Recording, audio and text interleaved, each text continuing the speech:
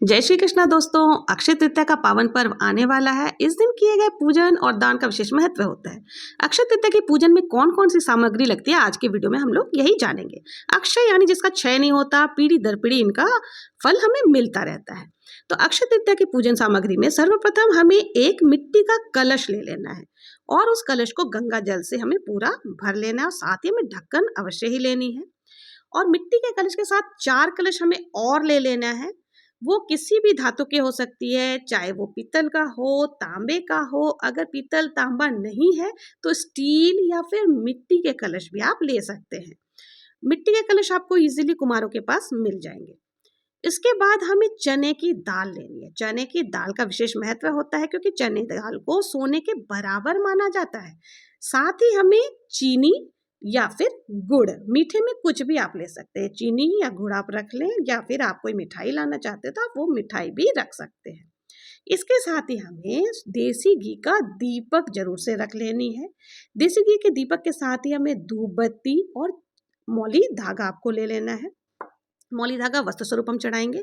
चंदन का इस पूजन में विशेष महत्व होता है, तो चंदन आप सूखे वाले भी ले सकते हैं, पीले चंदन भी ले सकते हैं, और या फिर आप चंदन घिसने वाली जो लकड़ी आती है आप उस चंदन को भी ले सकते हैं। ये बहुत ही शीतलता प्रदान करती है और उसकी खुशबू पूरे घर में ही वातावरण को बहुत ही ज़्यादा खुशबूमय कर देती है। साथ ही फूल फूल इस सीजन में, जो भी गर्मी के समय में फूल जो भी आपको प्राप्त हो वो जरूर ले लें। और गेहूं आपको लेना है क्योंकि गेहूं का आसन दे करके हमें यहाँ पर देवताओं को विराजमान कराना है।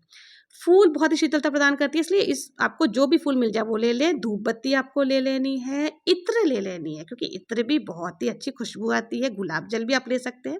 साथ ही माचिस, जिससे हमें दीप प्रज्वलित करनी है, और दक्षिणा जरूर से आपको रख लेनी है। इसके साथ ही हमें लक्ष्मी जी और गणेश जी की मूर्ति भी ले लेनी है। लक्ष्मी जी का पूजन अक्षय तृतीया के दिन जरूर किया जाता है, इसलिए लक्ष्मी माता की मूर्ति हम लेंगे। और गणेश जी को सुमरे बिना तो कोई कार्य सफल ही नहीं हो सकता।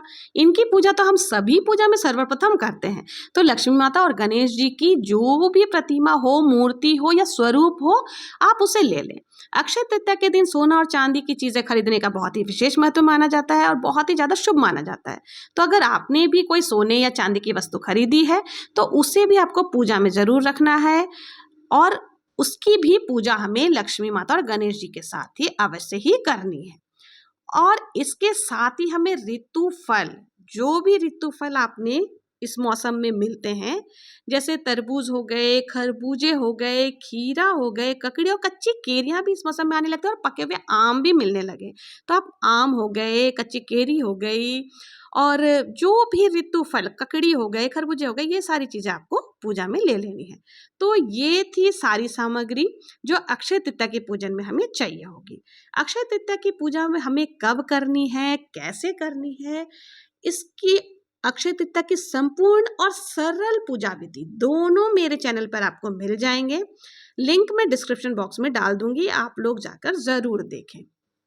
अक्षय तृतीया के दिन आप कुछ करें ना करें, एक मिट्टी के कलश में जल भर करके आप जरूर दान करें, क्योंकि अक्षय तृतीया के दिन कहते हैं किया गया दान अनंत गुना फल हमें देता है और ये जीवन भर हमें इसके पुण्य प्राप्त होते हैं। तो इसलिए आप कोशिश करें कि अक्षय तृतीया के दिन शीतलता प्रदान करने वाली चीज़ें अवश्य दान करें।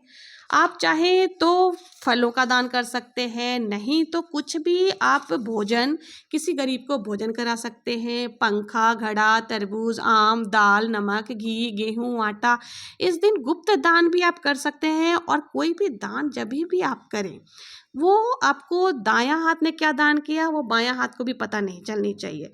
तो गुप्त रूप से किया गया दान बहुत ही जल्दी फलता है और इसका महत्व भी बहुत ज़्यादा होता है। आपको जीवन पर्यंत इसका फल प्राप्त होता रहता है। तो आशा है आपको अगर मेरे वीडियो जरा भी हेल्पफुल लगी हो तो प्लीज़ मेरे चैनल को लाइक, शेयर एंड सब्सक्राइब ज़रूर करें। जय माता दी, जय श्री कृष्ण।